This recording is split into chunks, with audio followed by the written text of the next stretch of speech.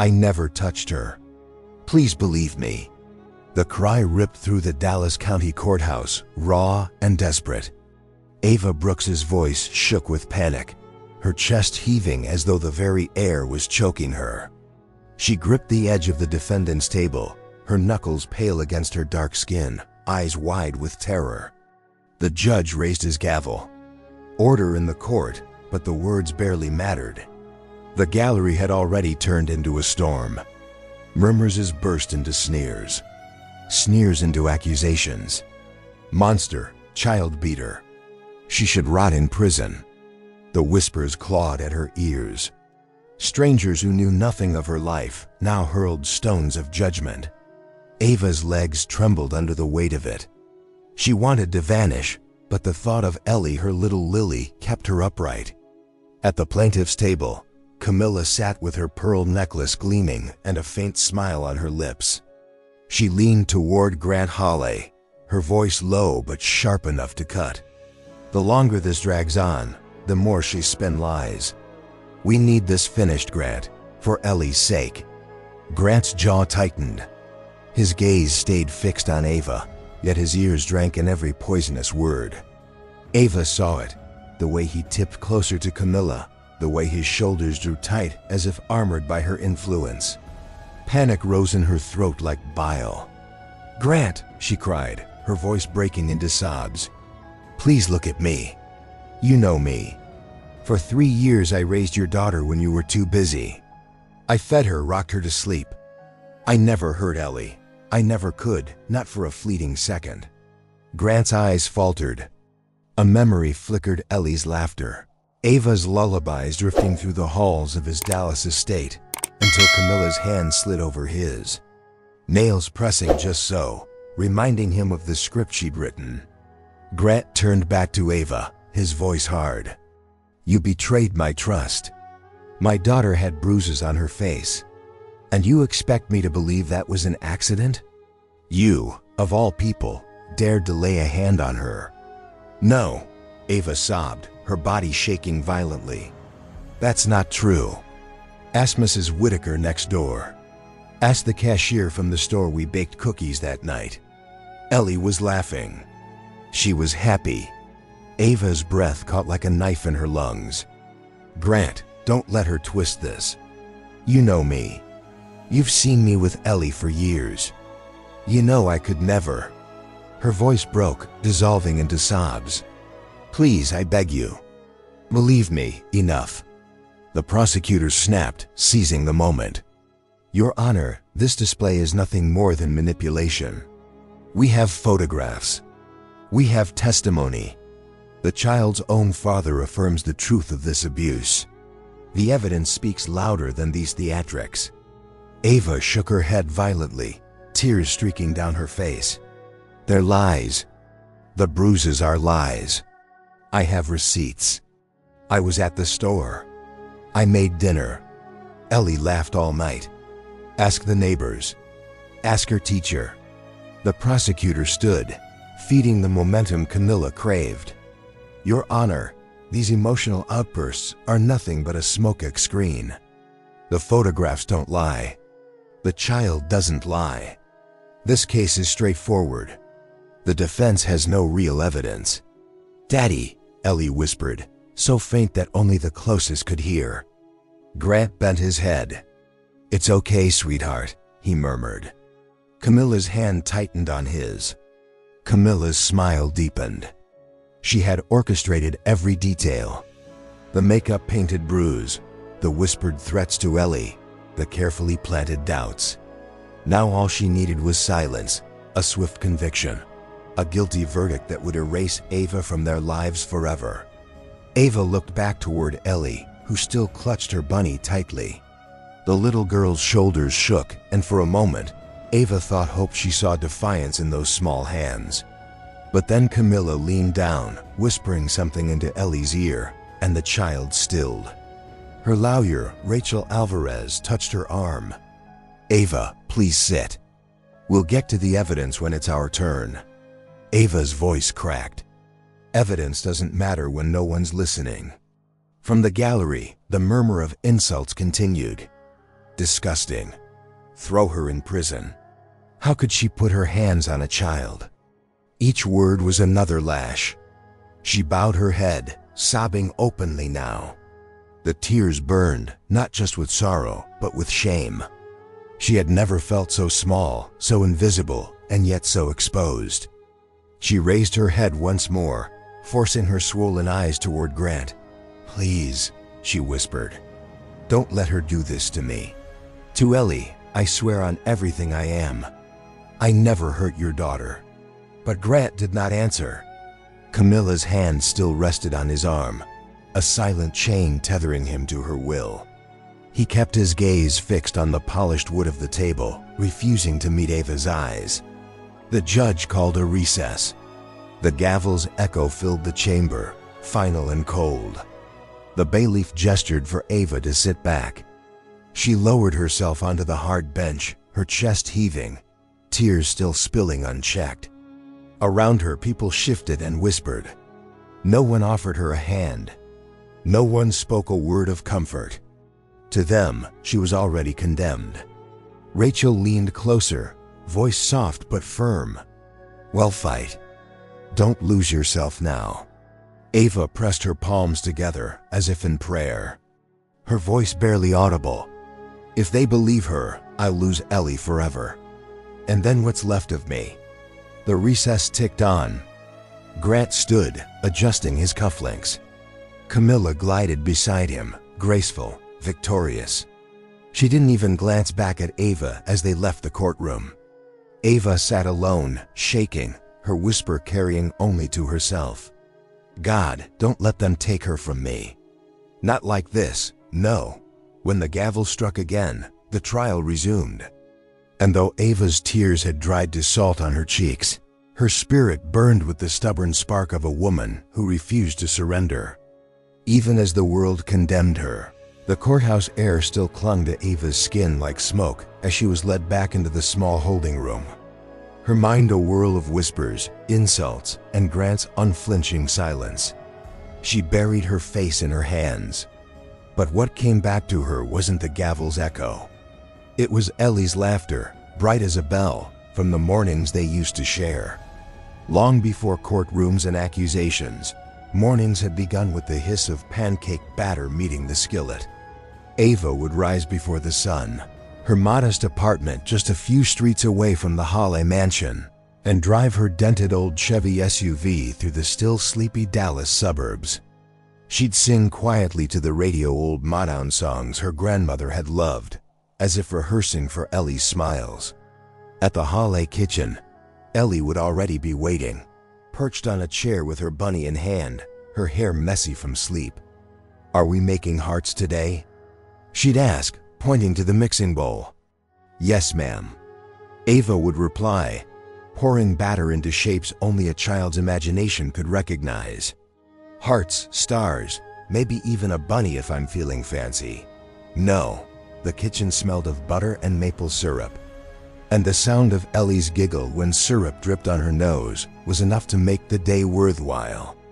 Grant was rarely there. His seat at the long mahogany table sat empty, a folded newspaper marking his absence. He left early, chauffeured in a black Cadillac Escalade to meetings that never seemed to end. It hadn't always been like that. In the first months after his wife died, Grant had tried. Ava remembered evenings when he'd sit stiffly in the nursery, watching as she rocked Ellie to sleep. He'd looked lost, like a man who had inherited a role he didn't know how to play. But as the years passed, his grief hardened into distance. His solution was to hire the best help, to build walls of convenience around his daughter. And that help had been Ava. She remembered the first time Ellie called her Mommy Ava. It was after a nightmare. The little girl trembling, clutching Ava's shirt as she whispered, "I wish you were my mommy." Ava had frozen, tears pressing behind her eyes. But she hadn't corrected her. Instead, she'd kissed the child's hair and whispered, "I've got you." Those memories were her truth, stronger than any evidence Camilla could conjure. But truth without a voice was as fragile as smoke in the wind. The door of the holding room opened. Rachel Alvarez entered, carrying a file stuffed with papers. Her heels clicked sharply against the linoleum floor, but her expression was softer now. "Ava," she said gently, pulling up a chair. "I need you to stay strong. The judge thinks you're unstable when you cry like that." "I can't help it," Ava whispered. Her voice cracked. "They think I hurt her, Rachel. They think I hurt Ellie." She pressed her fists against her chest. "That child is my life." "Ava," Rachel sighed, sliding the file across the table.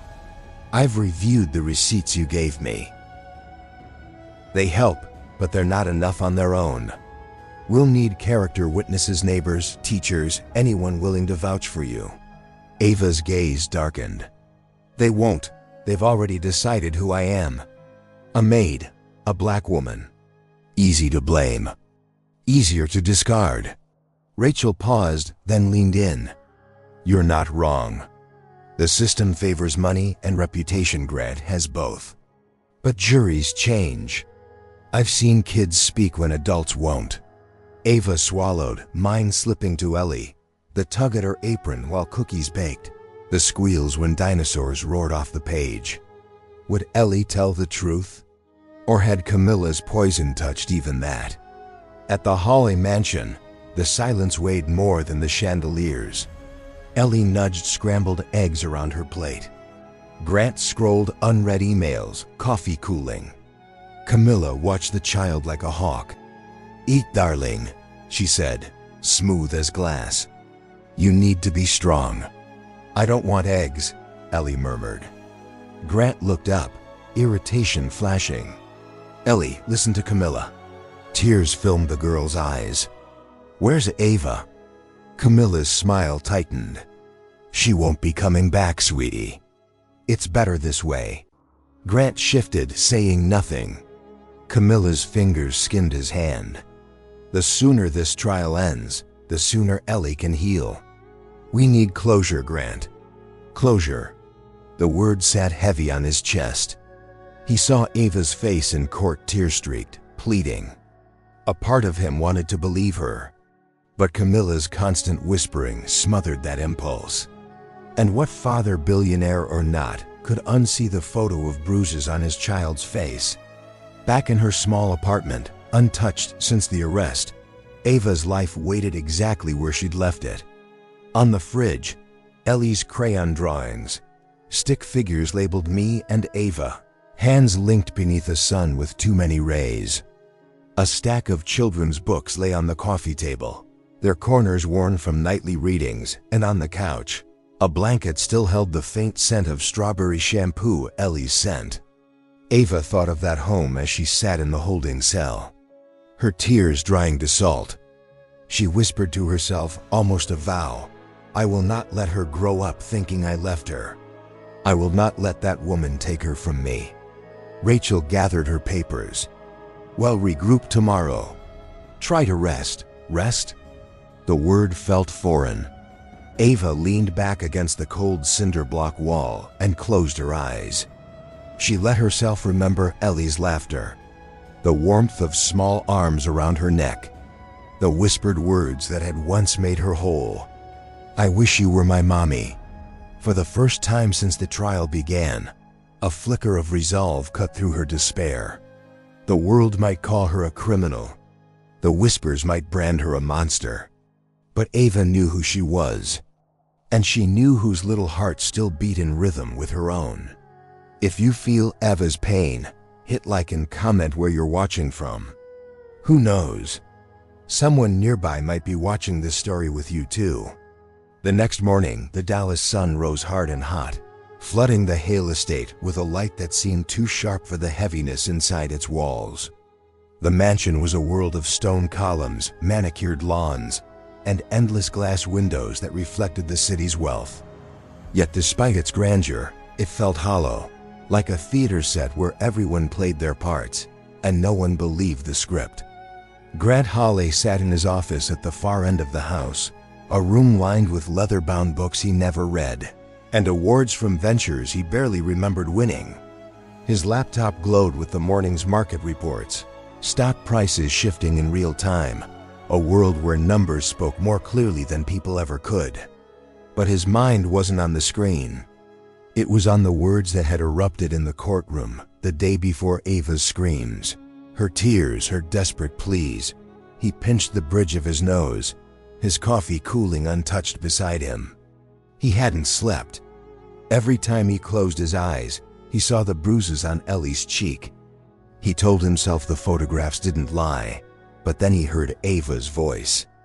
"Grant, please look at me. Please." A knock sounded at the office door. "Come in," Grant called.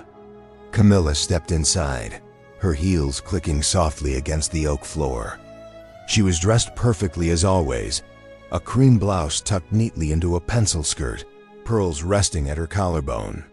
She carried herself with the ease of a woman who knew her place in the spotlight. "You didn't come to breakfast," she said gently, setting a glass of orange juice on his desk. "Ellie barely touched hers without you there." Grant leaned back, avoiding her eyes.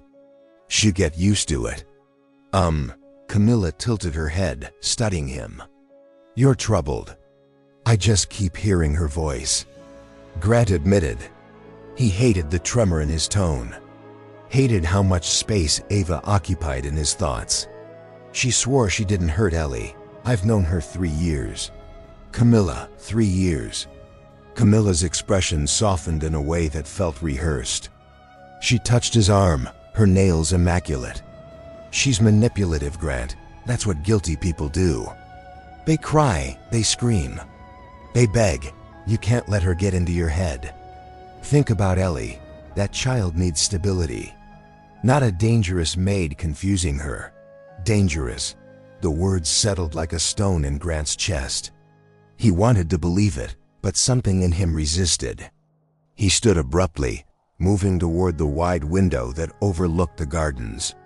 Ellie used to play there with Ava. He could still picture them chasing bubbles.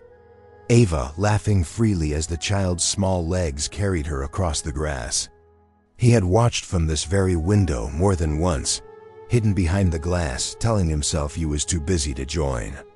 "I don't know," he muttered. Camilla approached, slipping her arms around his waist from behind. "I do," she whispered. "You hired her to help, and now she's trying to take more than her place. You've seen the evidence. She betrayed you, Grant, and she betrayed Ellie." Her words coiled in his ears like smoke, suffocating the doubts before they could breathe. He exhaled slowly, nodding though the pit in his stomach deepened across the house. Ellie sat on the floor of her room. Bunny clutched tight, her eyes fixed on the doorway. The room was filled with toys, dolls lined neatly on shelves. A dollhouse as tall as she was. But she played with none of them. Her small fingers twisted the bunny's ears until the stitching strained. "Daddy," she called softly. Grant appeared a moment later, his tie knotted, his expression weary. He crouched down to her level. "Yes, sweetheart." "Is Ava coming back?"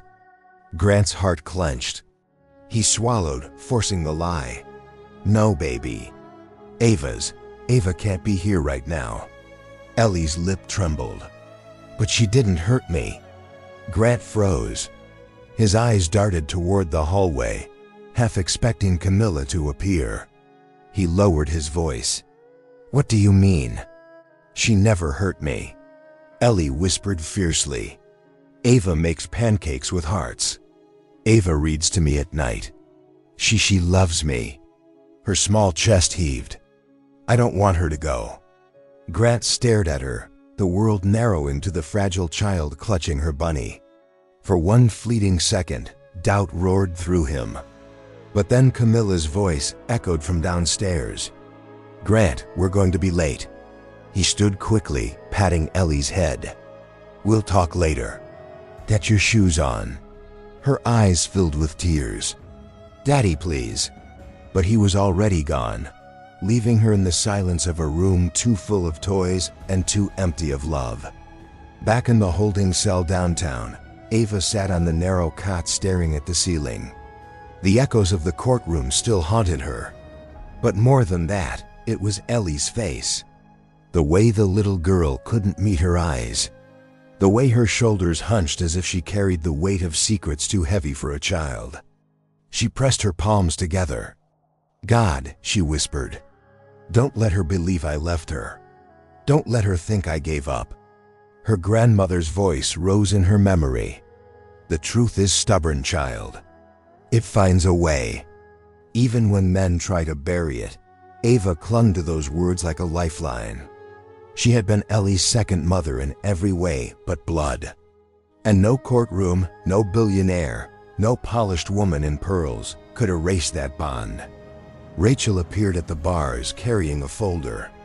We need to prepare, she said briskly, but her eyes softened when they met Ava's.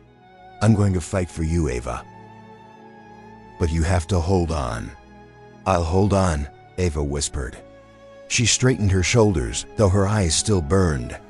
For Ellie, the Hawley mansion was alive that evening, with the kind of order only money could buy. The staff moved quietly, setting out wine glasses and arranging the dining table under Camilla's instructions. The smell of rosemary chicken filled the air, but for Ellie, seated at the far end of the table with her bunny in her lap, it might as well have been ashes. Camilla swept into the dining room in a sleek navy dress, her hair perfectly arranged, her smile polished for display. She kissed Grant lightly on the cheek before taking her seat beside him.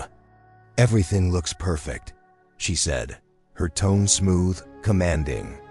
She cast a glance toward Ellie. Eat, darling. You'll need your strength tomorrow. Ellie poked at her plate with a fork. Appetite gone. Her eyes wandered toward the empty space where Ava should have been, hovering in the kitchen, sneaking her extra bread rolls or whispering encouragement. The absence was a wound she couldn't name.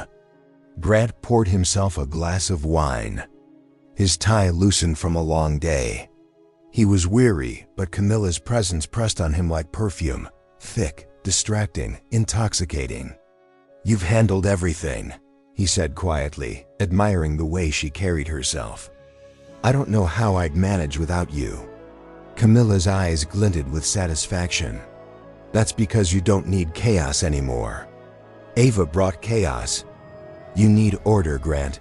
Stability.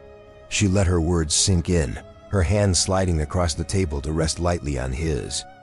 And Ellie needs a mother who won't confuse her with false promises. Grant stiffened slightly, but he didn't pull his hand away. Ava was good with Ellie for a time. For a time, Camilla repeated softly, her smile never faltering. But good intentions don't erase bruises, do they?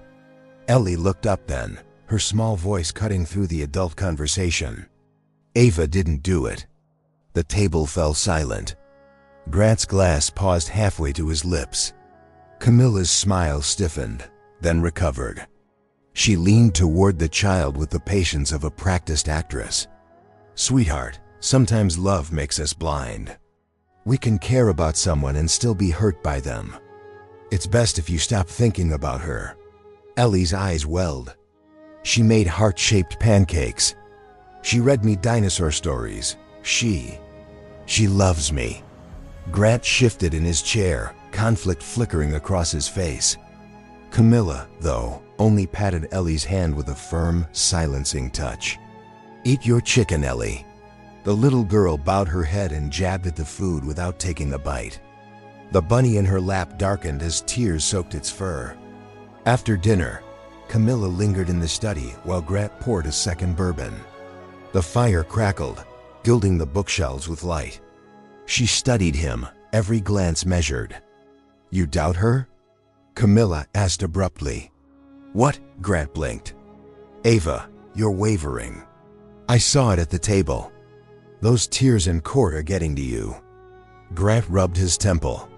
She swore to me. Camilla, she begged. It's hard to forget. That's the tactic, Camilla said smoothly, stepping closer, Jasmine trailing around him. Remember, she had endless chances to hurt Ellie when you weren't there. She could play the perfect caregiver before you and still harm her in private. Abusers often look trustworthy. Grant stared into his glass, her words seeping in like poison. I can't erase 3 years of loyalty. 3 years don't cancel one bruise, Camilla replied, lifting his chin with a manicured hand. If you hesitate, you gamble with your daughter's safety. Is that a risk you'll take? The weight of fatherhood pressed on him. He'd already buried a wife.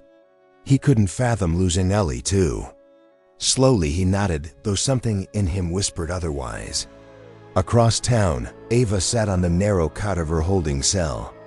Her eyes were raw from crying, but her fingers clenched the thin blanket with new resolve. She replayed Ellie's small voice. Ava didn't do it. Faint, but brave. Ellie still believed. That faith was enough to keep Ava breathing. She shut her eyes and murmured into the quiet, "I'm coming back for you, baby. Whatever it takes." By morning, the courtroom buzzed again, a hive of restless voices.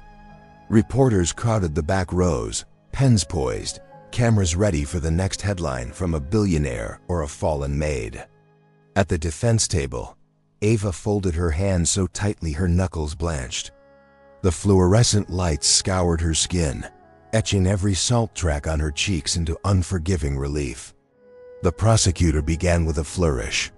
"Your Honor, today we will present photographic evidence of the child's injury, which clearly demonstrates the violence inflicted by the defendant, Miss Ava Brooks."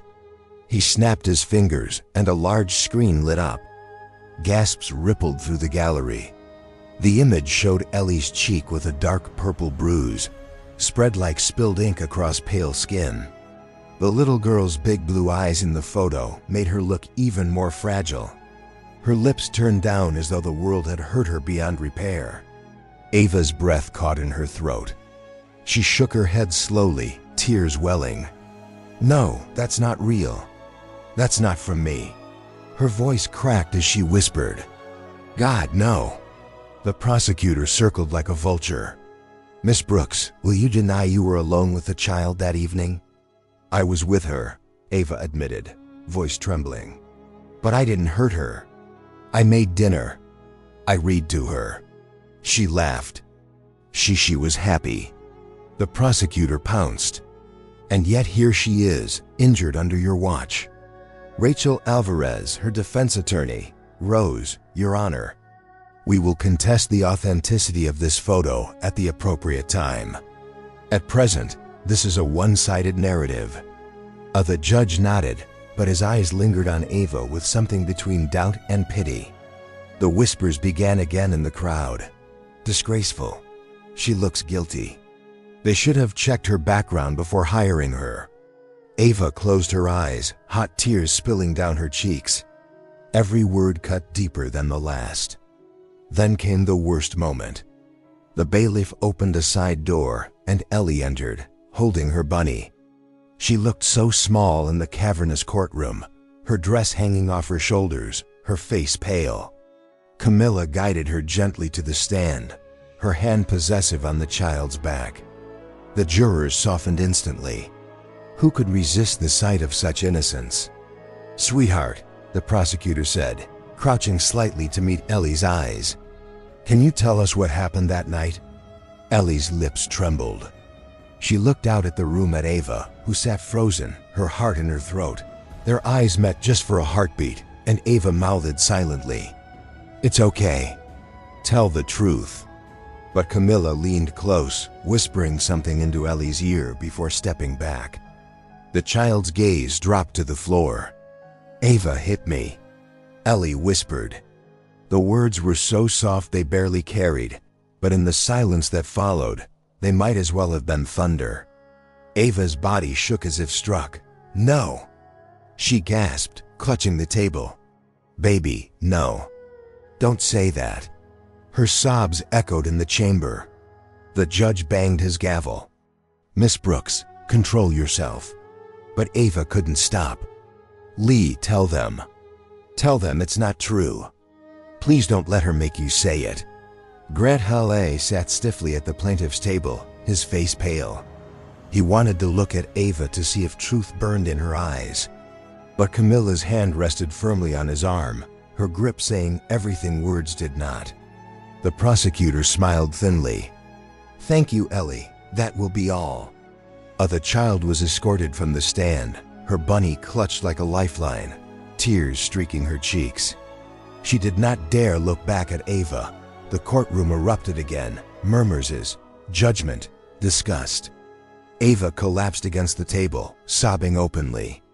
Her cries a raw wound on the polished floor. Rachel bent close, her voice urgent. "Ava, you must hold on. Don't give them the satisfaction of breaking you." Ava raised her tear-streaked face, eyes burning. "They've already broken me," she whispered. At that moment, Detective Reed, seated quietly at the back of the courtroom, narrowed his eyes at the photograph still displayed on the screen. He leaned forward, studying the edges of the bruise. Something about it seemed too neat, too painted. His jaw tightened. He had seen real injuries in his 20 years on the force. This didn't look right. But for now, Ava was drowning, the tide of lies rising higher around her. And as the judge called for a short recess, the bailiff escorted her out, her sobs echoing down the marble hallway. The marble hallway outside the courtroom echoed with Ava's sobs.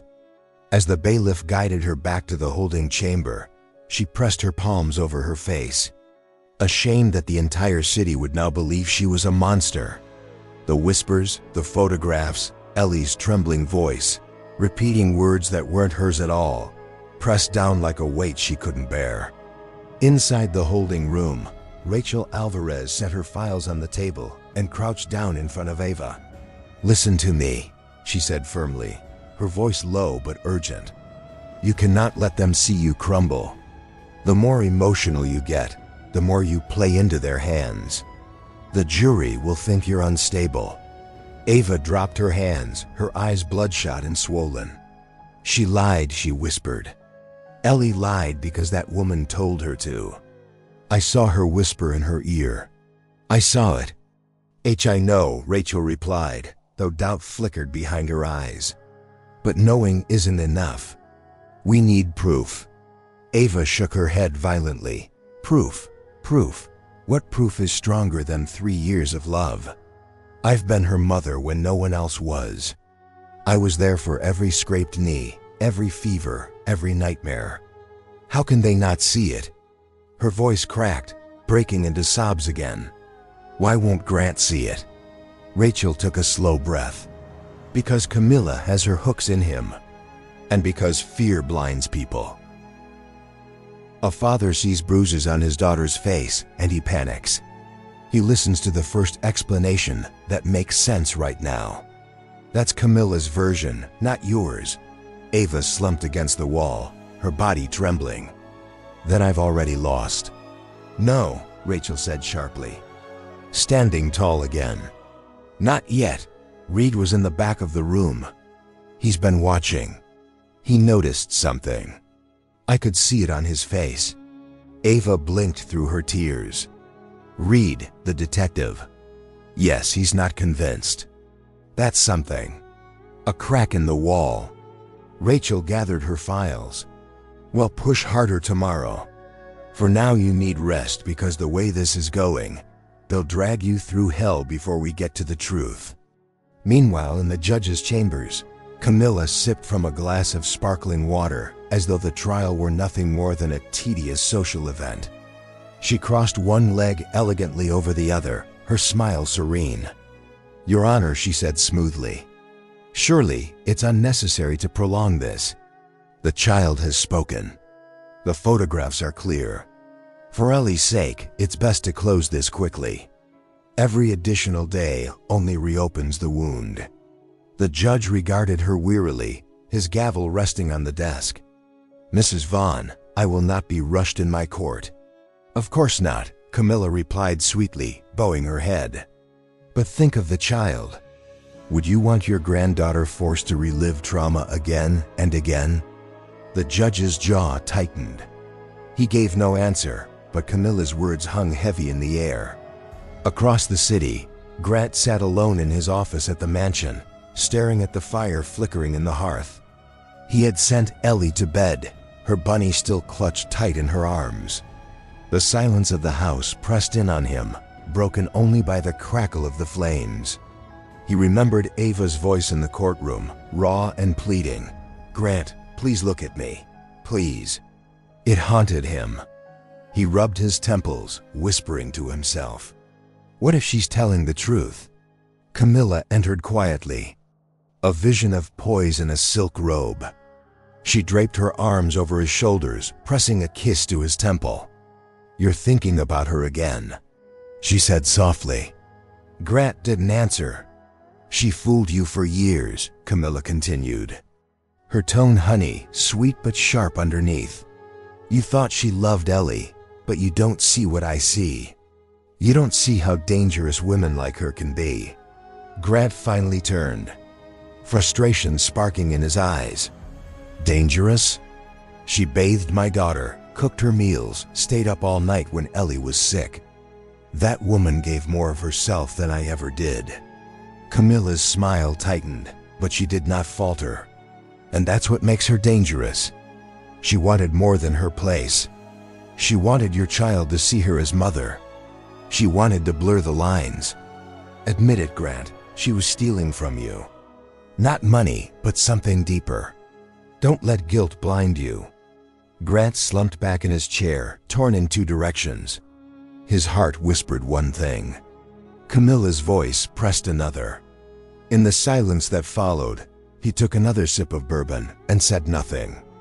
Back in her cell, Ava lay on the cot, staring at the ceiling.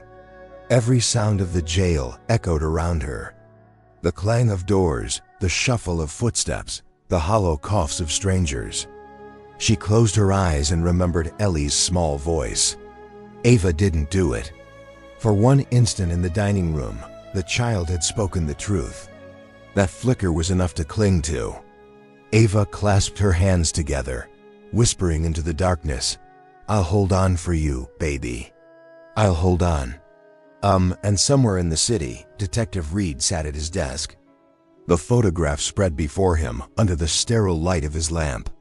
He zoomed in on the image, noting the uniform coloration, the odd blending at the edges. He muttered to himself, "That's not natural." His gut told him the bruise was painted, not earned. He leaned back in his chair, determination settling into his bones. Tomorrow, he would start asking questions no one wanted answered. Morning broke heavy and gray, clouds pressing low over Dallas as though the city itself mirrored Ava's despair. From her holding cell, she couldn't see the sky, but she could feel the weight of it in her chest. That day, she would not be in court. Instead, she was transported briefly to the jail's visitor area while Rachel handled procedural filings. The absence of the courtroom should have brought relief, but it didn't. It only gave her time to think, and thinking was its own prison. Outside those walls, the world had already decided her fate. In the grocery store where Ava had once taken Ellie for cookies shaped like animals, customers whispered as they walked past the headlines plastered on newspapers. Billionaires made accused of child abuse at the local church. The women who used to nod kindly at Ava now murmured about her name during prayer groups. Their words not of compassion but condemnation. Mrs. Whitaker, the elderly neighbor who had often watched Ava walk Ellie to the playground, sat on her porch, shaking her head. "I thought she was good," she told anyone who passed by. "But you never really know, do you?" Her words carried down the block, reinforcing the verdict the community had already reached. In the marketplace, two men stood by their pickup trucks, shaking their heads as they loaded lumber. "Shameful," one muttered. "Man hires help and she turns on him like that." The other spat into the dirt. "She's exactly what people warn you about." The whispers spread like wildfire. And Ava, though she could not hear them directly, felt their sting all the same. When Rachel arrived that afternoon, she carried not only her files but also the heavy truth of public opinion. "Ava," she said, setting her bag on the table in the visitor's room. "I need you to hear me," Rachel said. "Out there, most folks have already decided. In their minds, you're guilty. If this were a community vote, you'd be behind bars already." Ava's lips parted. breath ragged. So that's it? All those years of love, of care worth nothing. They see my skin, my job, and that's enough. Rachel held her gaze. That's the fight, Ava. This system wasn't built to hear women like you. It doesn't mean the truth can't get through, it just means it's harder. You have to keep standing. Ava pressed both palms flat to the table. I can't stand much longer, Rachel. Not when everyone I love is gone. Not when Grant looks at me like I'm dirt. Rachel's tone gentled. Do you still love him after all of this? Ava's eyes filled.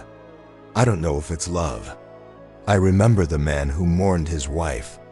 The man who held Ellie when she was sick and looked so lost. I wanted to believe he could be more than his money, more than his fear. Maybe I was wrong about him, his aunt. All of it. Rachel reached across, steady hand covering Ava's. Don't put your faith in Grant. Put it in Ellie. She's who matters, and she knows the truth, even if she can't say it yet. Meanwhile, at the Hawley mansion, Grant sat on the porch with a cigar he wasn't smoking. Mind snagged on his daughter's whisper. Ava didn't do it. He replayed it again and again, the tremble of Ellie's mouth, the fear in her eyes. Camilla called it confusion, but something gnawed. Camilla appeared, immaculate even in her robe, hair smooth as lacquer. She slipped into the chair beside him, resting a manicured hand on his knee. Don't let doubt devour you, Grant, she murmured. You saw the bruise. You heard Ellie, it's over. The sooner you release her, the sooner Ellie heals. Grant exhaled smoke he didn't remember drawing. She begged me, Camilla. She swore on her life. That's what liars do, Camilla replied, velvet steel. They swear on everything until you can't tell where truth ends and lies begin. Don't let her fool you again. You have us now, you, me, and Ellie. That's the family that matters. He nodded slow, but the doubt stayed stubborn as a stone in his chest.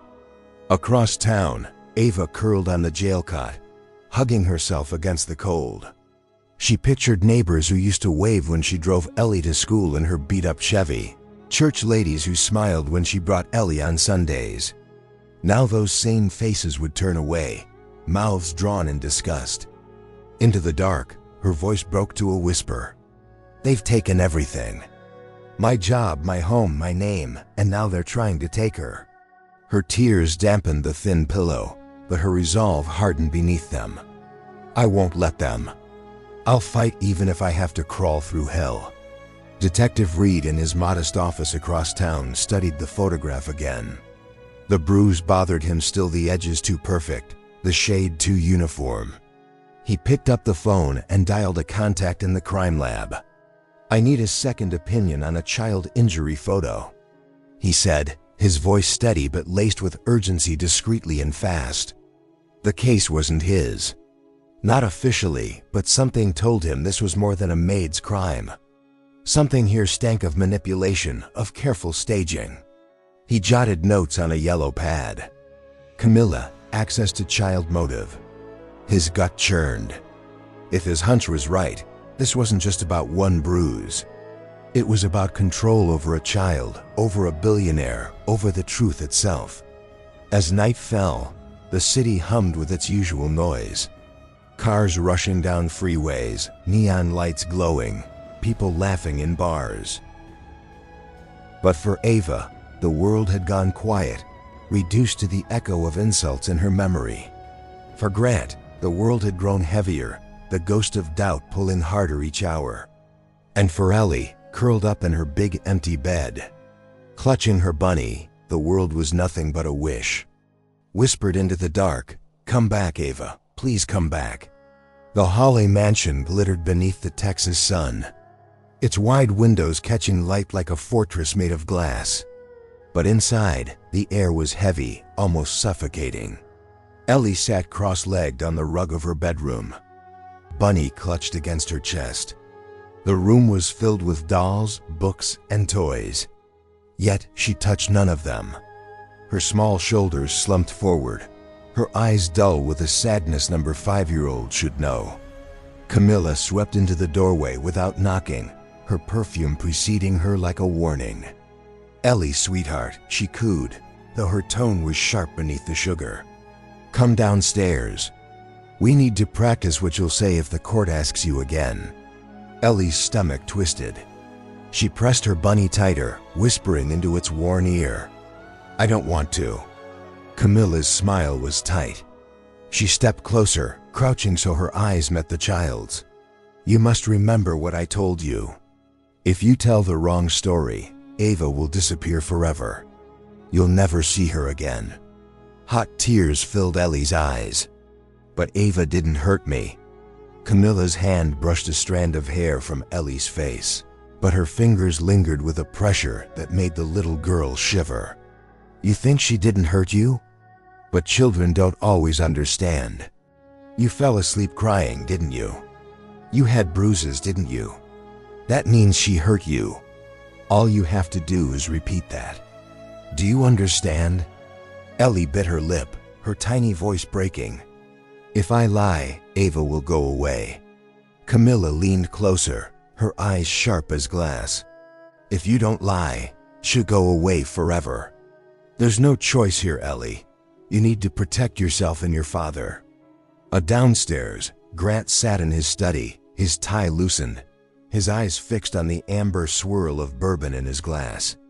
He could hear the faint murmur of Camilla's voice drifting from upstairs.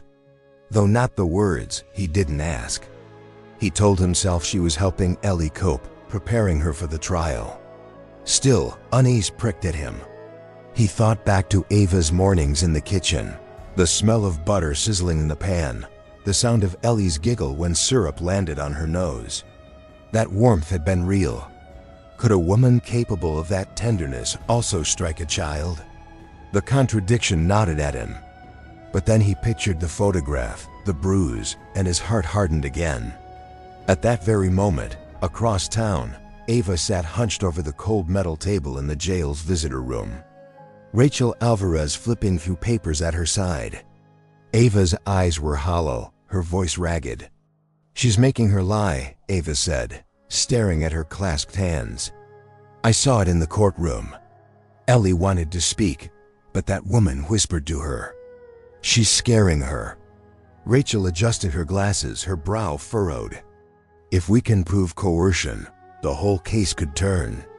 But proving it, that's nearly impossible without someone willing to testify. And Ellie is too young, too afraid." Ava's head dropped into her hands. "Then what hope do I have?" Rachel's voice softened. "You have me and maybe more. Reed is circling. He's not convinced by the photo. If he digs hard enough, we might have a chance." Ava lifted her eyes, shining with tears. "I can take prison, Rachel. I can take their hate. But I can't take Ellie growing up, thinking I hurt her." Rachel reached across the table, squeezing her hand. "Then hold on. Hold on until we break through." That evening, Ellie sat at the dinner table, silent as Grant tried to coax her to eat. Camilla sat poised, her fork moving gracefully, her every gesture rehearsed. "Ellie, sweet pea, your father worked hard today. Don't you want to show him you're strong?" The child barely whispered, "I'm not hungry." Grant set his fork down. "Ellie, you need to eat." Tears brimmed in her eyes. She looked at him with a desperation he didn't understand, her voice trembling. "Daddy, please." Ava didn't do it. The room froze. Grant's glass stopped halfway to his lips. Camilla's fork clinketed against her plate, her smile faltering for the briefest second. Grant's heart lurched. "What did you say?" he asked, his voice low. Ellie hugged her bunny tighter. "Ava didn't do it. She loves me.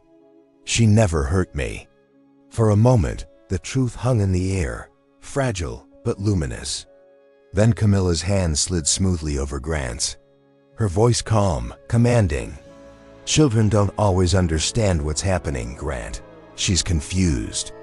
She wants to protect Ava because Ava tricked her into thinking she's her mother. That's what abusers do. They twist love into control. Grant looked between them, his daughter's trembling plea, Camilla's confident gaze. He wanted to believe Ellie, but fear whispered louder. What if Camilla was right? What if trusting Ava meant risking his daughter's safety again? Ellie's tears spilled over, her small shoulders shaking.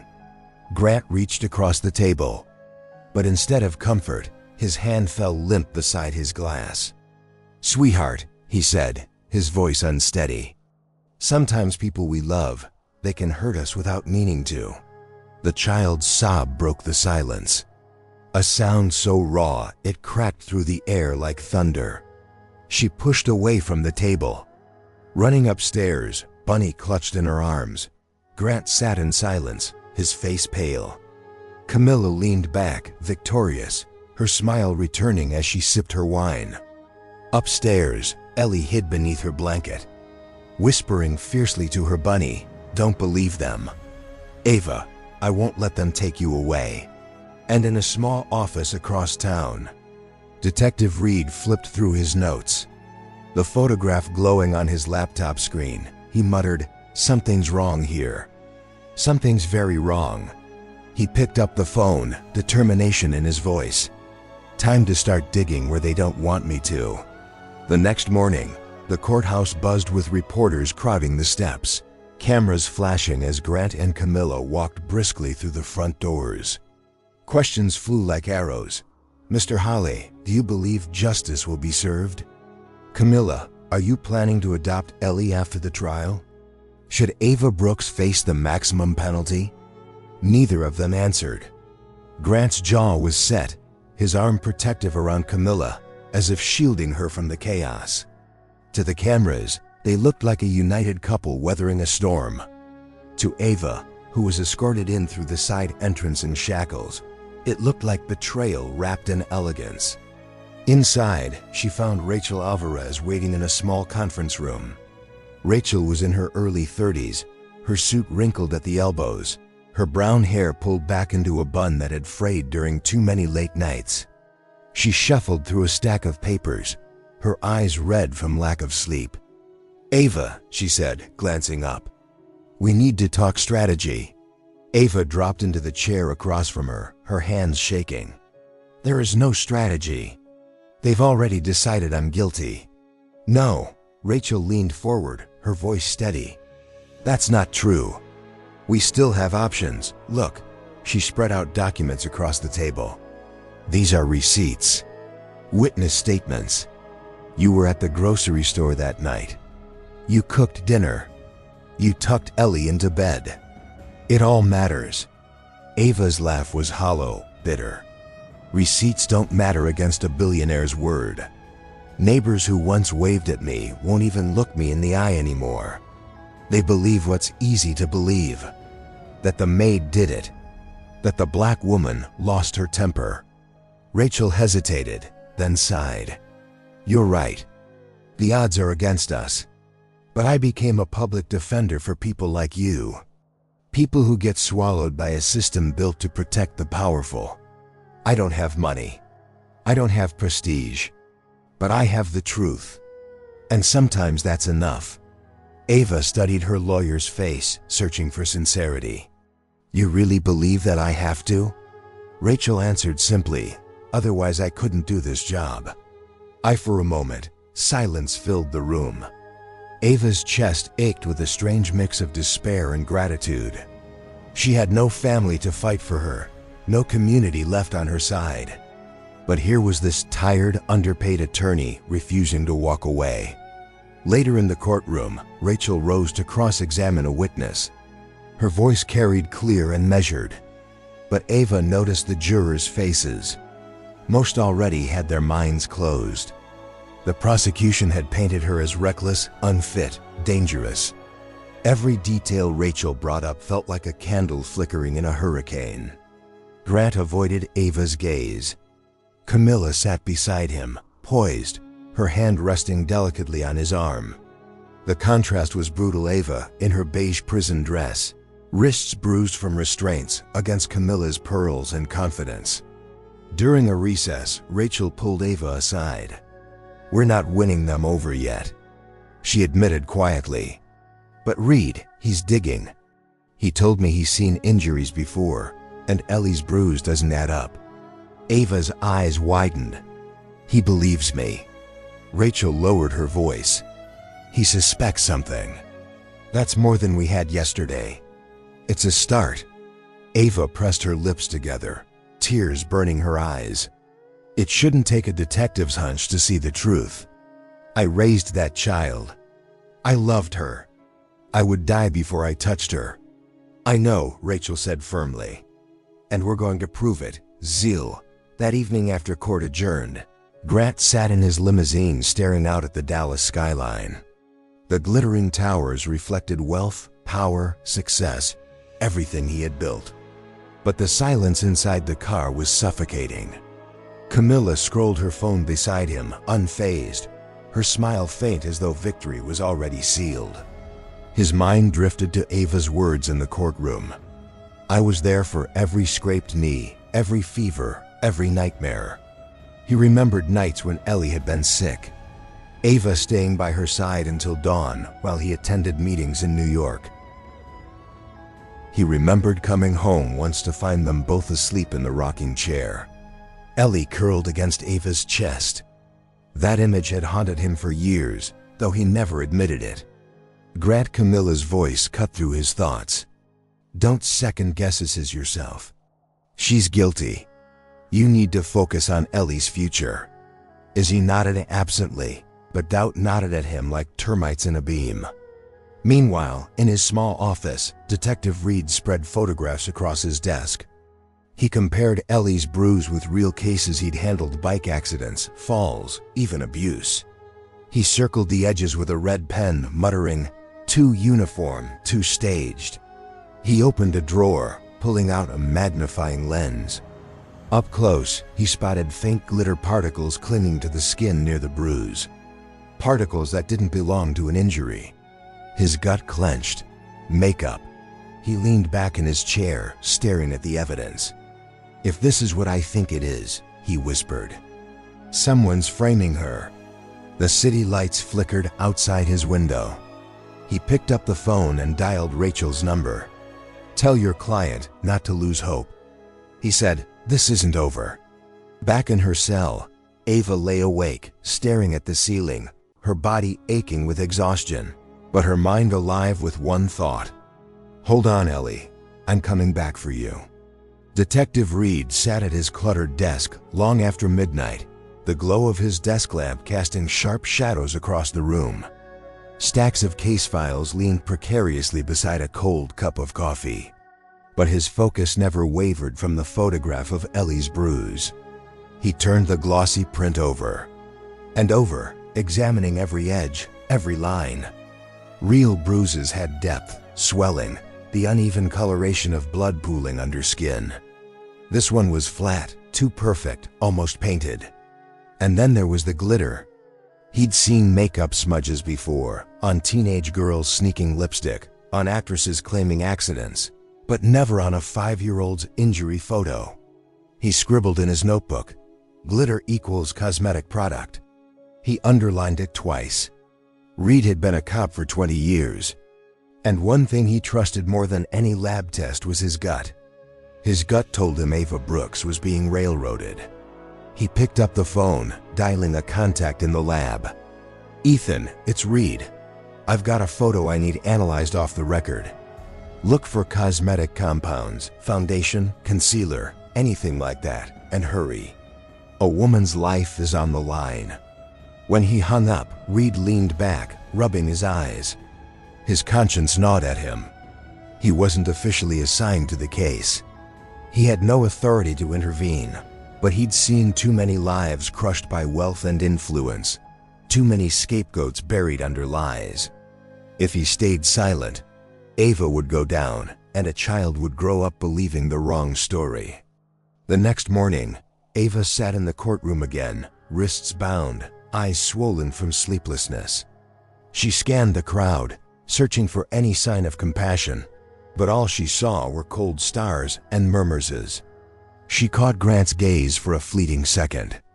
He looked away almost instantly, but something in his expression hesitation, maybe guilt, sent a tremor through her chest. Camilla, radiant in a pearl-white dress, leaned close to Grant, whispering softly.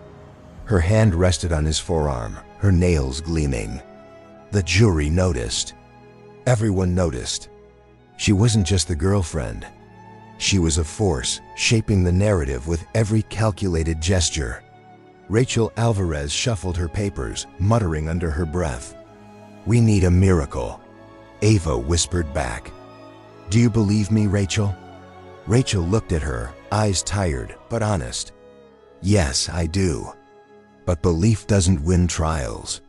Evidence does." That afternoon, the prosecution called another witness, a pediatrician who had examined Ellie. The doctor, nervous under the weight of the crowd, testified that the bruise appeared consistent with blunt force trauma.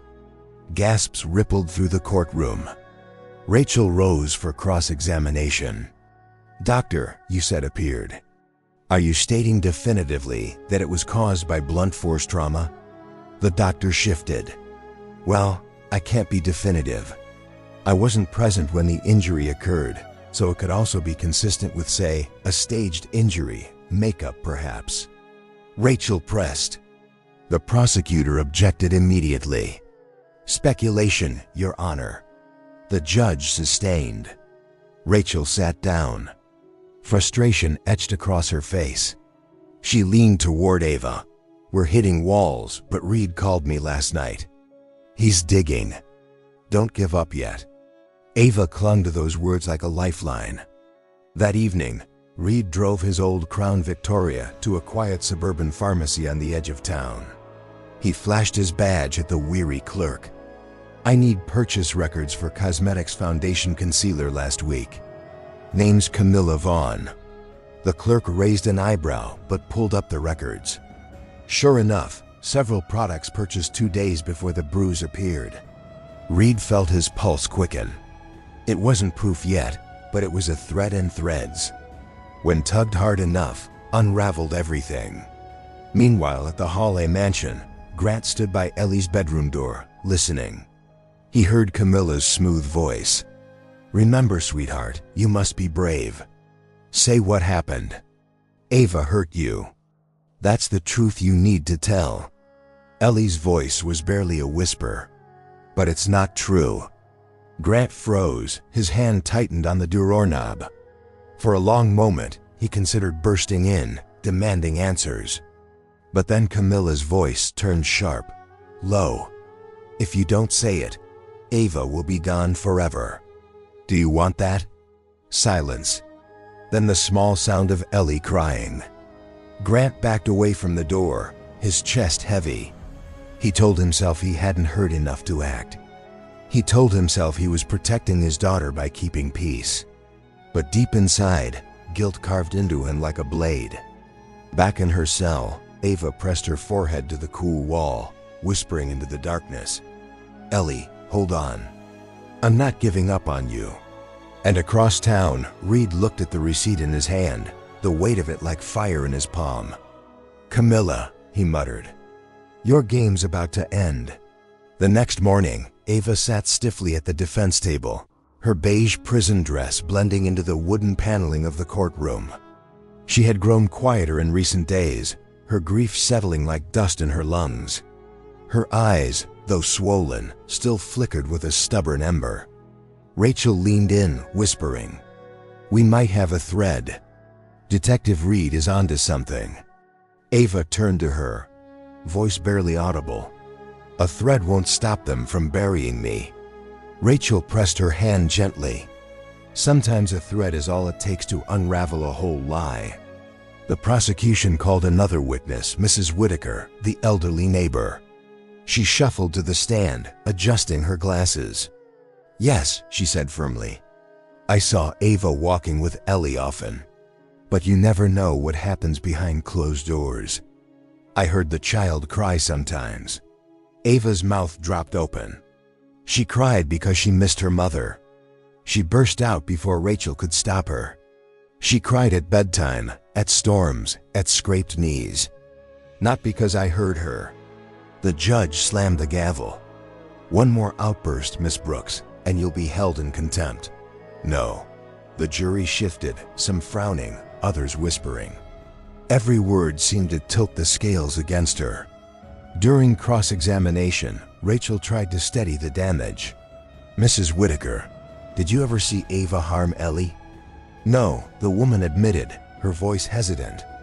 "So all you know are the sounds of a grieving child." Mrs. Whitaker adjusted her glasses again, fumbling. "Yes, but still." "Thank you," Rachel said firmly, cutting her off. Ava sank lower in her chair. Even neighbors who once smiled at her had turned cold. Meanwhile, at the back of the courtroom, Detective Reed observed in silence. His notebook sat open on his lap, the pharmacy receipt tucked inside. He had sent the makeup samples to the lab, and though results weren't back yet, his gut screamed louder than ever. He watched Camilla. Every movement precise, every whisper calculated. When she leaned toward Grant, Reed noticed Grant's shoulders stiffen. There was a fracture forming, small but real.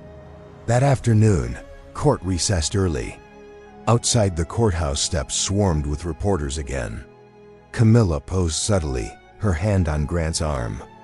The picture of elegance. Grant answered no questions, his face stern. Ellie was kept hidden from the cameras, shielded by security. Back in her cell, Ava sat with Rachel in the visitor's room. "I'm losing," Ava said simply. Her voice came out hollow, scraped clean of fight. "Even if Reed turns up something, no one will hear it. They've already stamped me guilty." Rachel set her jaw. "Not everyone. Reed believes you. I believe you. And Ellie, deep down, she does too." Tears slipped free. "She's 5, Rachel. She shouldn't have to carry this. They've poisoned her." Rachel's gaze softened. "Kids are braver than we give them credit for, sometimes braver than adults. She might surprise us." At the Hawley mansion, Ellie sat on her bed, coloring with broken crayons. Grant eased in and perched beside her. "Hey, kiddo." She didn't look up, dragging color harder until the crayons snapped. "You okay?" he asked. Her voice was thin, shaky. "Daddy, I don't want to lie anymore." His heart stumbled. He rested a hand between her shoulders. "What do you mean?" She lifted her wet eyes, crushing her bunny to her chest. "Camilla says if I don't say Ava hit me, she'll be gone forever. But Ava didn't. She never did. I don't want to say it again." Grant went still. Inside, every wall he'd built began to fracture. "Sweetheart," footsteps sounded. Camilla's voice floated down the hall. "Grant, is she ready for bed?" Ellie's face blanched. She shook her head fast, whispering, "Don't tell." Grant stepped into the corridor before Camilla could enter. "She's fine," he said tightly. Camilla smiled, eyes searching. "Good, tomorrow matters." He nodded, but as he turned back, Ellie's words echoed, "I don't want to lie anymore." That night, Detective Reed returned to his desk. The phone buzzed Ethan from the lab. "You were right," Ethan said. "We found cosmetic foundation and adhesive residue on the bruise photo. This isn't blunt force trauma, it was painted, staged." Reed's pulse kicked. "That's it," he breathed. "That's the break." He leaned back, exhaling hard. For the first time in weeks, he felt the balance shift. Ava wasn't alone now, the thread had been pulled, and Camilla's fabrication was beginning to unravel.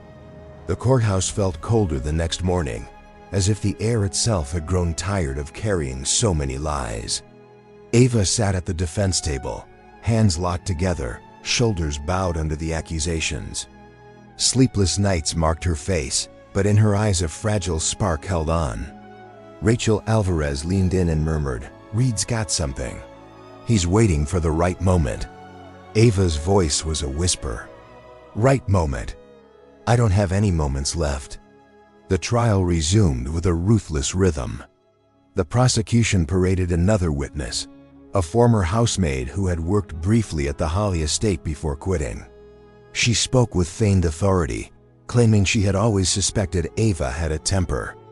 The jury shifted, murmurs buzzing like flies. Ava's fists clenched.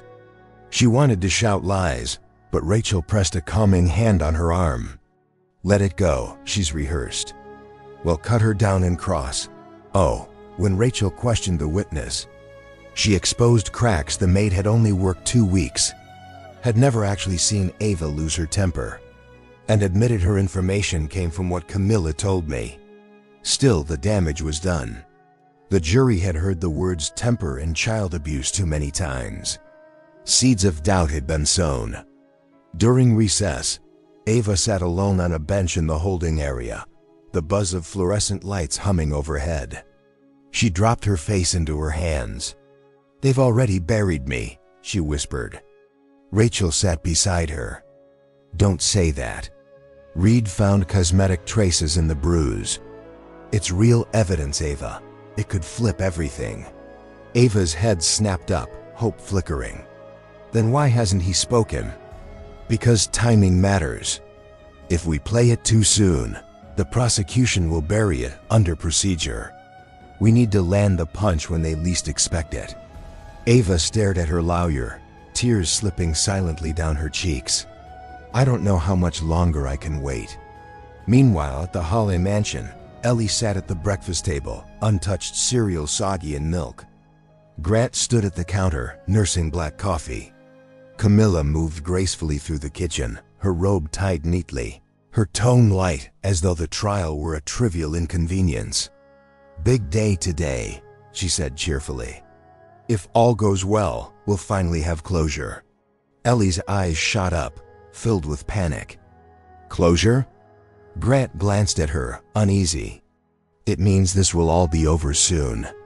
"But Ava?" Ellie's lip trembled. "She'd be gone." Camilla crouched beside her, tucking a strand of hair behind Ellie's ear. Her smile was soft, but her eyes sharp. "Sweetheart, you need to be strong.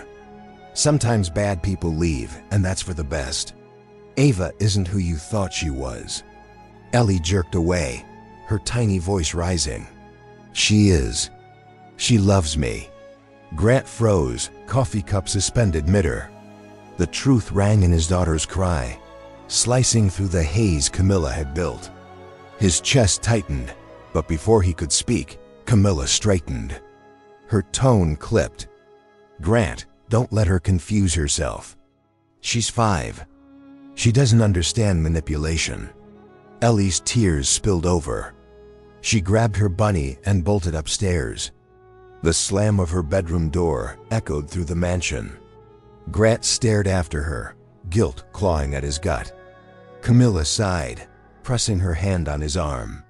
"Children always resist at first, but she thank us one day." He nodded numbly. But Ellie's words, she loves me," refused to leave his mind. Back in the courtroom, the prosecution closed its arguments with theatrical precision. "Ladies and gentlemen of the jury, you have seen the photographs, heard the testimony. The evidence is clear. Ava Brooks betrayed the trust of this family.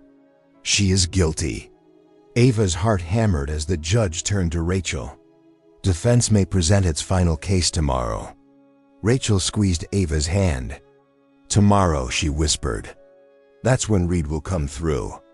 That evening, Detective Reed sat in his car outside the Hawley estate, a folder of lab reports on the passenger seat. The words glared at him.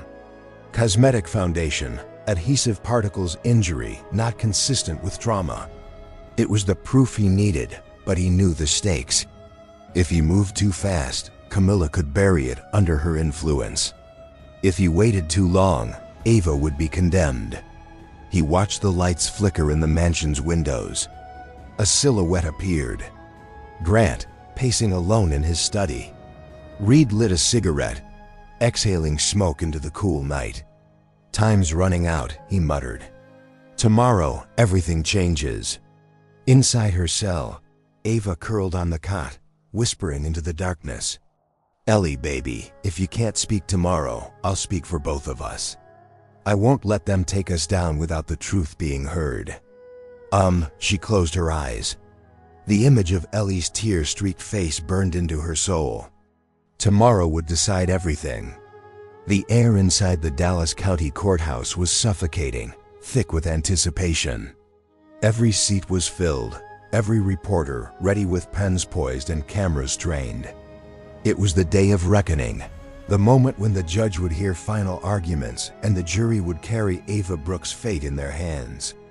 Ava sat at the defense table, her beige prison dress hanging loosely on her shoulders, her eyes rimmed red from another sleepless night.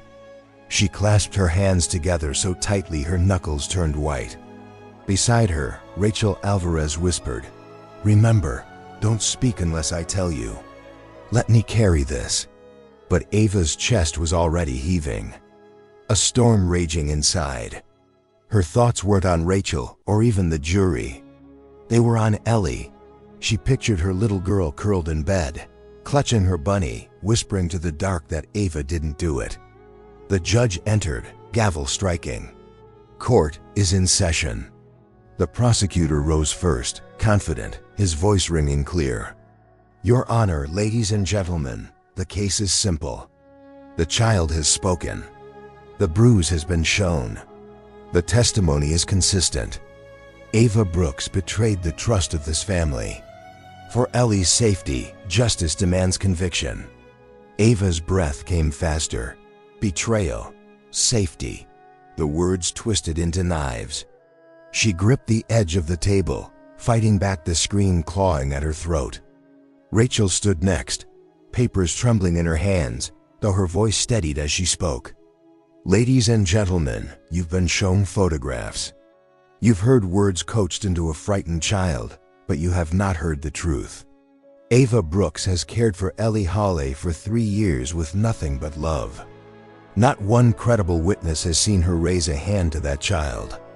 What you are asked to believe is a story stitched together by assumption and fear." The prosecutor objected. The judge allowed her to continue. Rachel's voice sharpened. "This is not justice. It is convenience. It is easier to blame the maid than to question the wealthy. But easier does not mean right." The courtroom stirred, whispers rising. Ava's chest swelled with a fragile hope. Then came the moment that broke her. The prosecutor called Ellie to the stand. The child entered slowly. Her bunny clutched to her chest. She climbed onto the witness chair, her legs dangling. Her eyes found Ava for just a moment, wide, wet, pleading. The prosecutor knelt, his voice soft, patronizing.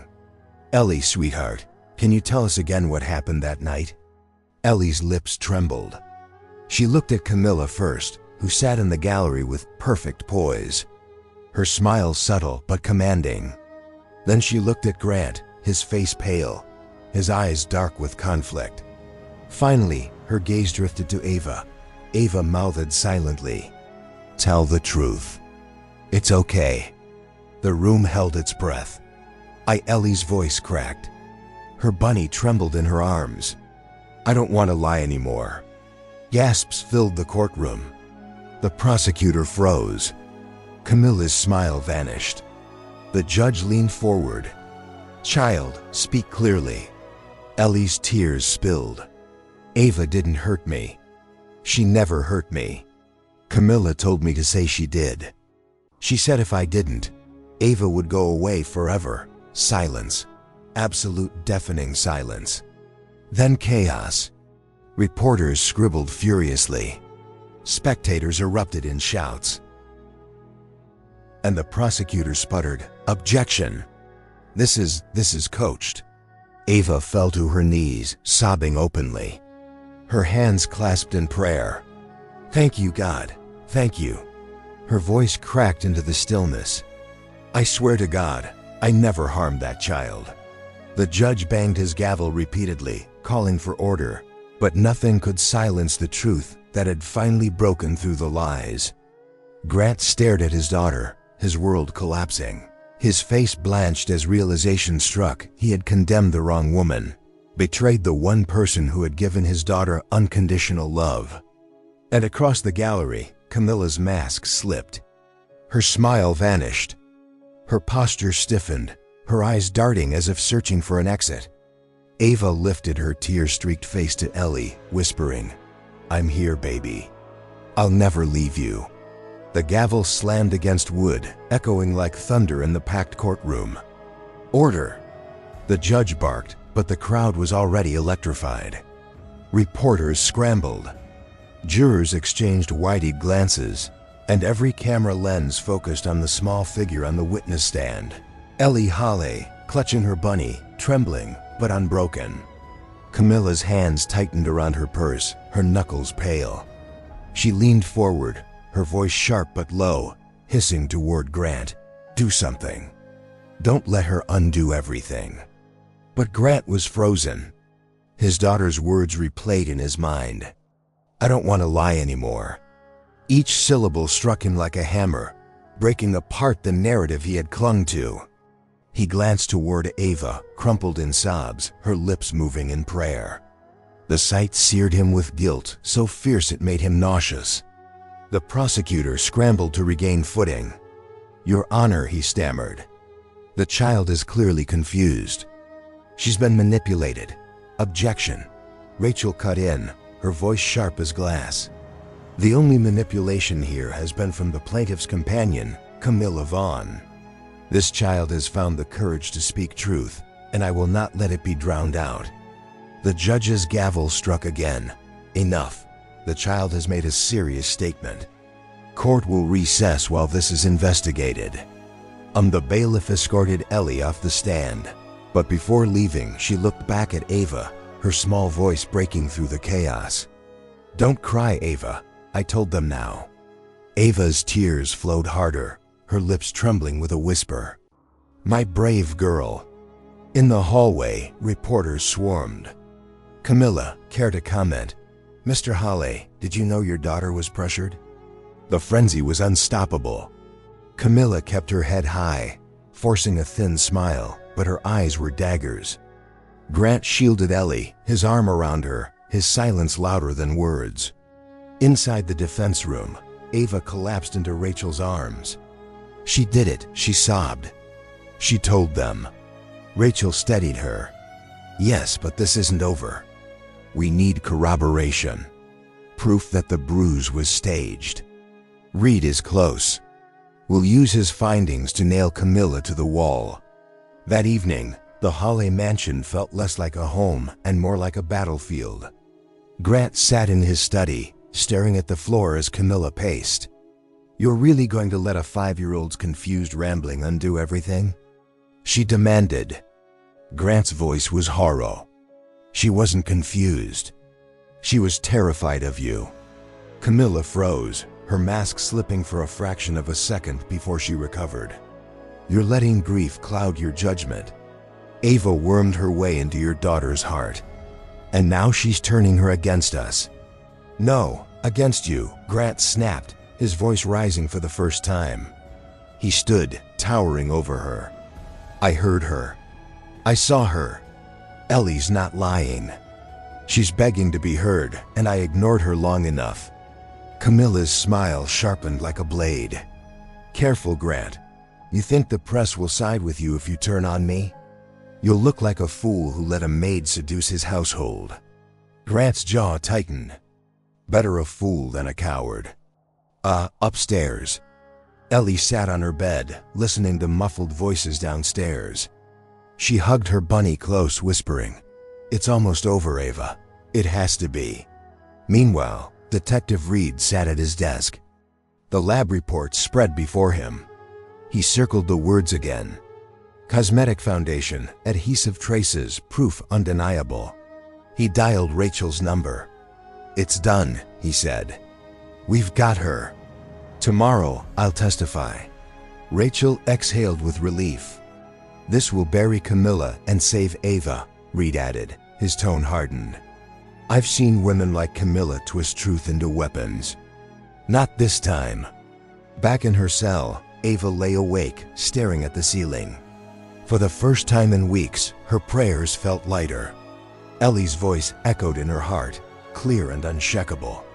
Ava didn't do it. She closed her eyes, whispering, "We're almost free, baby. Almost." But in the shadows of the Hale mansion, Camilla poured herself a glass of wine, her reflection fractured in the crystal. She whispered to the empty room, her voice venomous. "If I go down, I won't go down alone." The courthouse was even more crowded the next morning. A sea of reporters pressed shoulder to shoulder. Microphones extended like weapons. The air buzzed with rumors. The child recanted. The maid might be innocent. The girlfriend under suspicion. Ava was escorted in, her wrists shackled, but her posture straighter than it had been in weeks.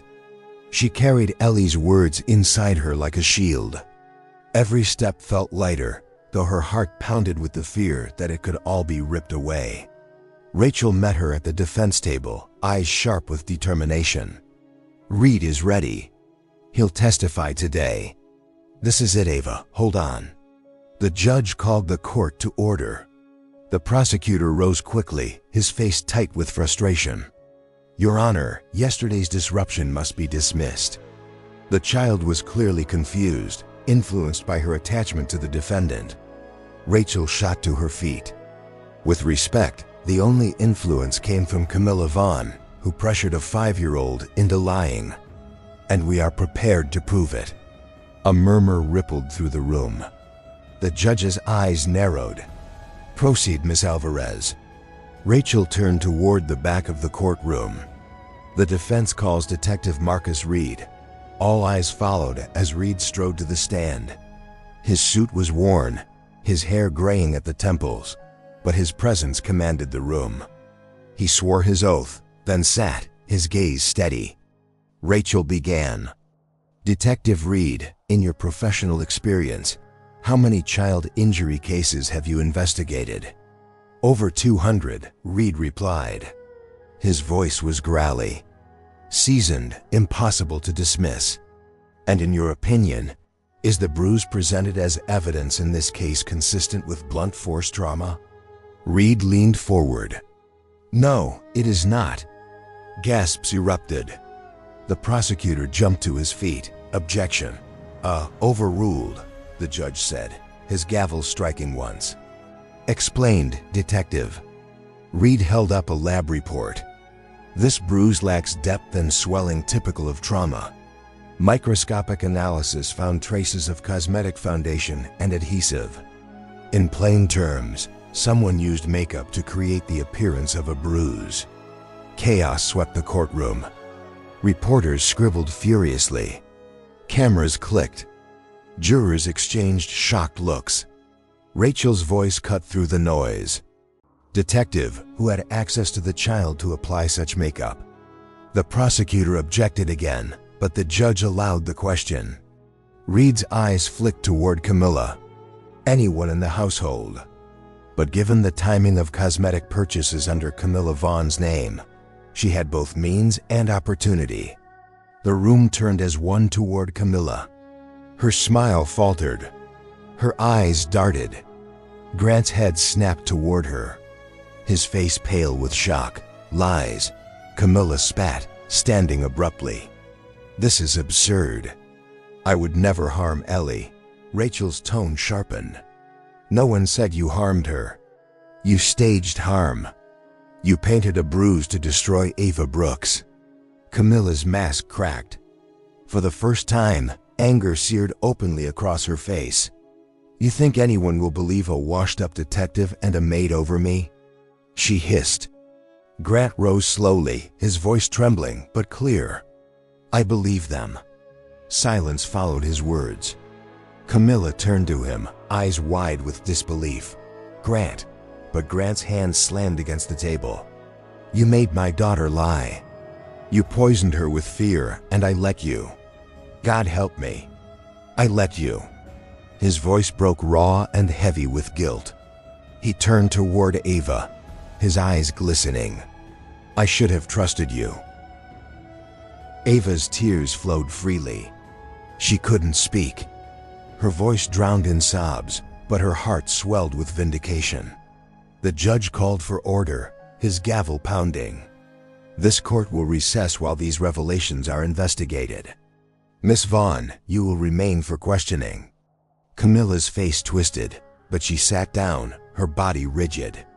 The walls around her empire of lies were crumbling. As the courtroom emptied, reporters surged, shouting questions. Grant, will you press charges against Camilla? Ava, how do you feel about being vindicated? Ava was let out by the bailiff. But for the first time, her tears weren't only of despair. They were of hope.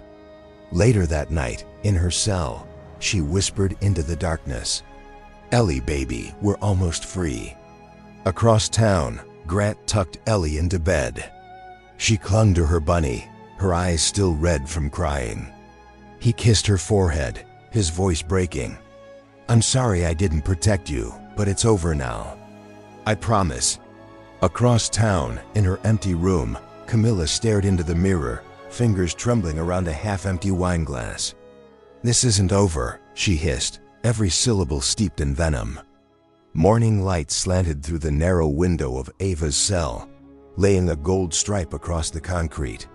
For the first time since her arrest, she woke without dread crushing her sternum. In its place, a fragile living hope. Ellie had spoken. Reed had testified. The walls of deceit were beginning to fracture. But Ava knew victories don't arrive in a single day.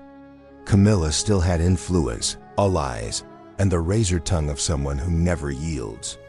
When Rachel arrived, she set a thick folder of motions on the table. The judge has ordered an inquiry into the staged bruise, she said, sliding it over. It buys us time, but it also raises the stakes. Cornered, Camilla will hit harder.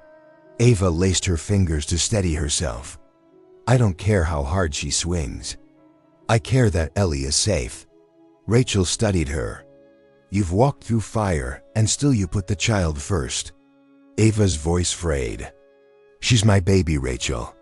Maybe not by blood, but in every way that counts. They can take everything else, not that. At the Hawley mansion, Grant sat at the kitchen table, tie loosened, coffee untouched. Across from him, Ellie pushed cereal with her spoon, Bunny propped beside the bowl, face too pale and quiet. Sweetheart, Grant said gently, you were very brave yesterday. Her eyes lifted, uncertain. Am I in trouble? His chest tightened. No, baby. You told the truth. The truth is never wrong. He reached across and covered her small hand. I'm sorry I didn't listen sooner. Ellie's lip wobbled. She leaned in and whispered, Can Ava come home now? Grant swallowed, guilt flooding. We're working on it, okay? From the doorway, Camilla appeared, smile taut, robe precisely cinched. Discussing your maid again, Grant? She asked coolly. His shoulders squared. We're discussing Ellie's safety. Something you jeopardized. Camilla's gaze sharpened, though her tone stayed silk. You're letting a confused child and a weary detective's theory cloud your judgment. Take their side, and you'll regret it. You'll drag your name through the mud for what? A maid who will never belong in your world. Grant rose, voice like steel. She already belonged, Camilla. More than you ever did. The words struck like a slap. Camilla's mask fissured. Fury blazing in her eyes, she turned sharply on her heel and left the room, her steps echoing like gunshots down the marble hall. That afternoon, Detective Reed walked into the courthouse with a quiet determination. Reporters swarmed. Microphones thrust toward him. Detective, is it true the evidence was falsified? Will charges be brought against Camilla Vaughn? He ignored them, his focus unshakable. Inside, Rachel presented Reed's lab report officially to the court. The judge skimmed the findings, his expression grave. This evidence is troubling, he said at last. If verified, it not only discredits the prosecution, but also raises the possibility of perjury and obstruction. The prosecutor's face blanched. For the first time, the momentum shifted fully to Ava's side. In the gallery, Camilla sat rigid, her pearl necklace gleaming under the lights. She leaned toward Grant, whispering through clenched teeth, "If you don't defend me, I'll ruin you. Everything you've built gone." Grant turned slowly, his gaze hard as stone. "You already ruined me. I let you, but not anymore." The gavel struck, adjourning the session until the evidence could be fully reviewed. Ava was escorted back to her holding cell, but as she walked past Grant, their eyes met. For the first time in weeks, his gaze wasn't cold. It was heavy with guilt, sorrow, and something almost like apology. That evening, back at the Holly estate, the tension was suffocating. Grant tucked Ellie into bed. Her bunny clutched under her chin. She whispered, "Daddy, will Ava come back tomorrow?" His throat tightened. "I don't know, baby, but I promise you I'll do everything I can." "No." Downstairs, Camilla poured herself a glass of wine, her hand trembling slightly. She stared into the dark reflection of the liquid, her mind racing. She had survived scandals before, reinvented herself more times than she could count. But this was different. This time, a child had spoken against her. This time, evidence had her name all over it, her lips curled into a bitter smile.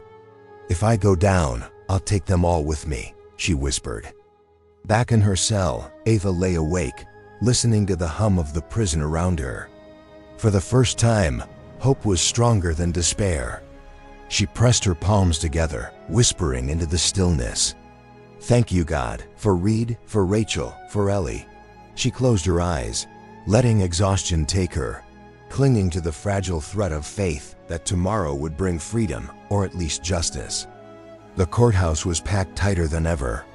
A storm of whispers rising as Ava was let in, her wrists still bound, but her chin higher than before. The world had shifted.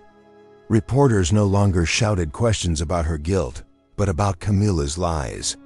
Flashbulbs burst like lightning as people jostled to glimpse the woman once painted as a criminal, now looking more like a victim vindicated by truth. Rachel leaned close as Ava sat down. "Today we push it all the way through. Reed will testify in detail. If the jury believes him and Ellie, the case collapses." Ava nodded faintly, though her heart thudded in her chest. "All I want is Ellie safe." The judge entered, calling the room to order. The prosecutor's voice wavered as he tried to regain footing. "Your Honor," while questions had been raised about the photograph, "the fact remains that the defendant had exclusive care of the child when the injury appeared. That cannot be ignored." Rachel rose smoothly. "Exclusive care," she repeated, her voice sharp. "Or exclusive scapegoat. We now know the photograph was manufactured. We know the child herself confessed to being coerced. What remains is not evidence, but a conspiracy." Gasps filled the room. All eyes turned toward Camilla. The judge nodded. "Detective Reed, please return to the stand." Reed approached with steady steps, lab reports in hand. He spoke clearly, each word striking like a hammer. The bruise shown in this courtroom was fabricated with cosmetic products. Lab analysis revealed foundation, adhesive, and synthetic glitter particles. This was not an accident of lighting or poor photography. It was deliberate staging. The jury shifted, shock etched across their faces. Reed continued, his gaze unflinching. "Furthermore, receipts show Camilla Vaughn purchased those very products days before the alleged incident. In my professional opinion, this injury was falsified to frame Ava Brooks." The prosecutor sputtered, "Objection? Overruled?" The judge snapped. All eyes swiveled to Camilla. She sat rigid, her pearls gleaming under the lights, her smile strained but faltering. Rachel pounced. "Miss Vaughn, do you deny purchasing those cosmetics?" Camilla's voice was icy. "I buy many things. That proves nothing." Rachel's tone sharpened. "Then explain why your fingerprints were found on the child's face in the residue sample taken during her medical exam." The courtroom erupted. Reporters shouted. Cameras clicked. The jury gasped audibly. Camilla's composure shattered. She shot to her feet, eyes blazing. "You think you can destroy me with this circus?" She snapped. "You're all fools if you believe a maid and a washed-up detective over me." Grant rose slowly, his face pale but resolute. His voice trembled as he spoke, but it carried across the room. "I believe them, and so does Ellie. She told me herself. You made her lie. You painted that bruise." His voice broke raw with anguish. "You used my daughter." Silence fell. Camilla turned to him, betrayal and fury twisting her features. "You coward," she hissed.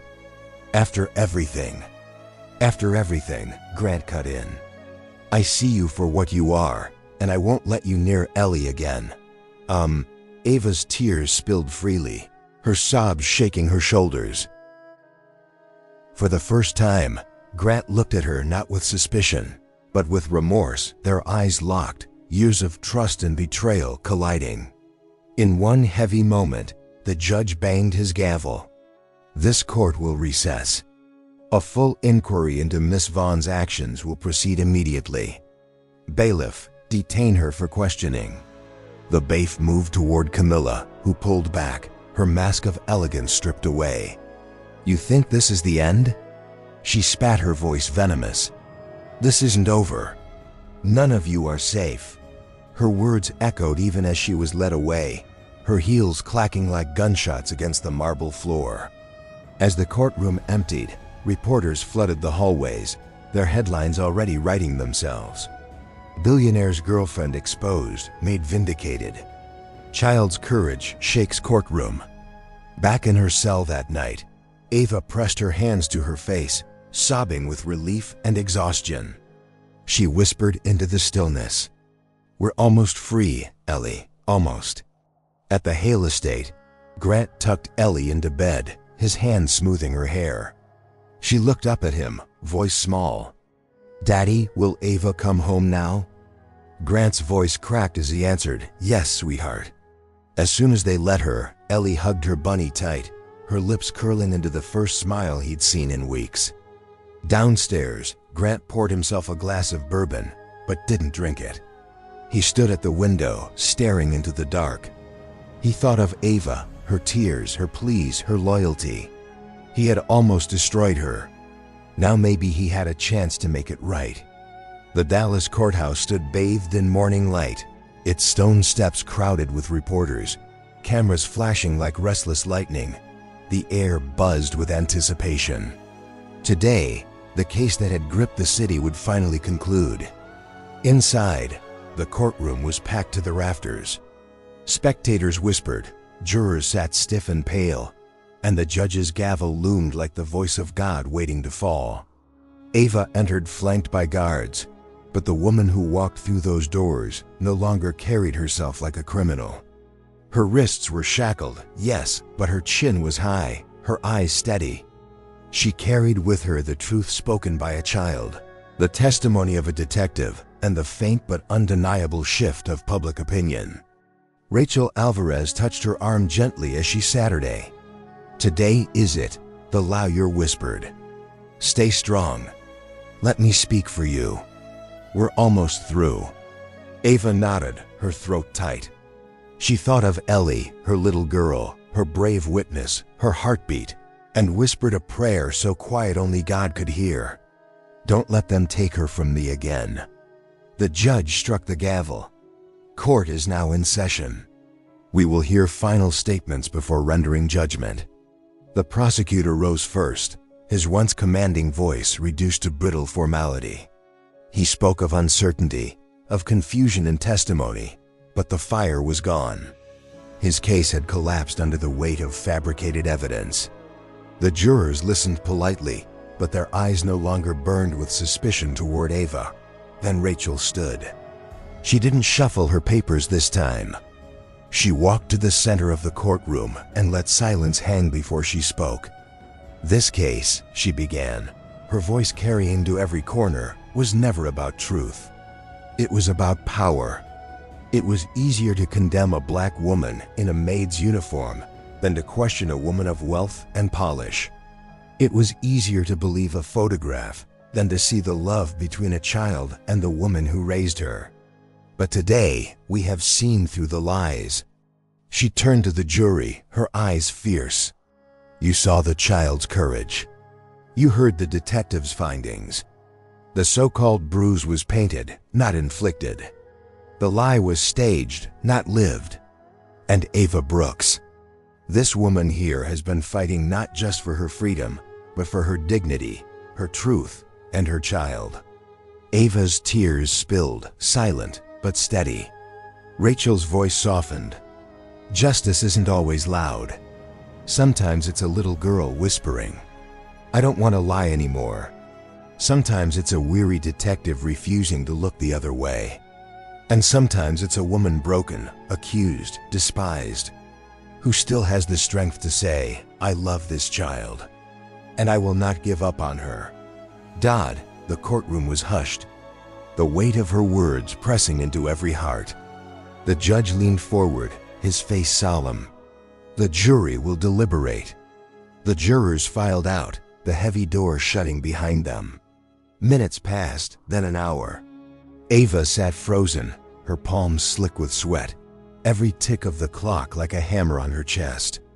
Finally, the door opened. The jury foreman stood, a slip of paper in hand. The judge took it, scanned it, then looked out over the room. On the charge of child abuse, we find the defendant, Ava Brooks, not guilty. The words crashed through the room like thunder. Ava gasped, her body trembling, her hands flying to her face. Rachel gripped her shoulder, tears glistening in her own eyes. It's over, she whispered. You're free, reporters shouted. Cameras flashed, but all Ava could see was Grant standing slowly, his face wet with tears. Across the room, Camilla erupted, her voice shrill. This is corruption lies. You'll regret this, all of you. Bailiffs moved quickly, restraining her as the judge ordered her detained for perjury and obstruction. She fought, but the mask of elegance was gone. Replaced by raw fury, Ava's gaze shifted to the small figure at the back of the courtroom. Ellie, clutching her bunny, eyes wide and glistening, Grant guided her gently forward. The guards removed Ava's shackles.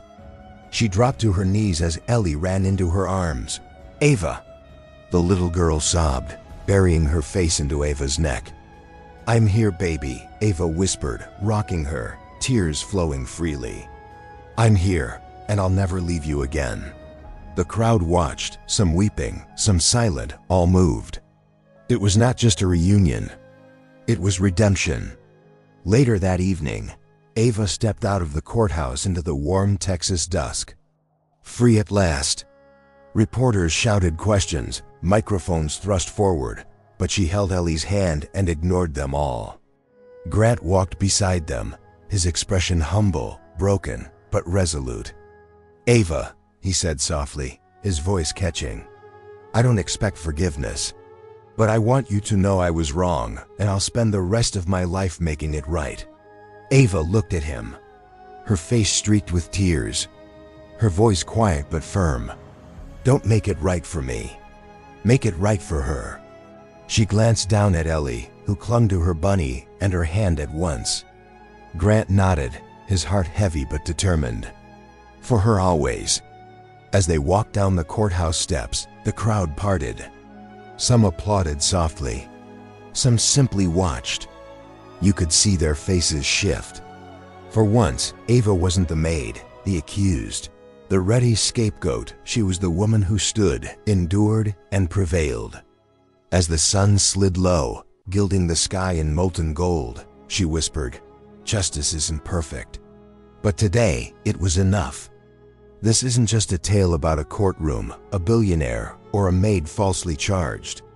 It's a reminder that truth can be muted, twisted, even buried, but not destroyed. For a while, the lies looked stronger.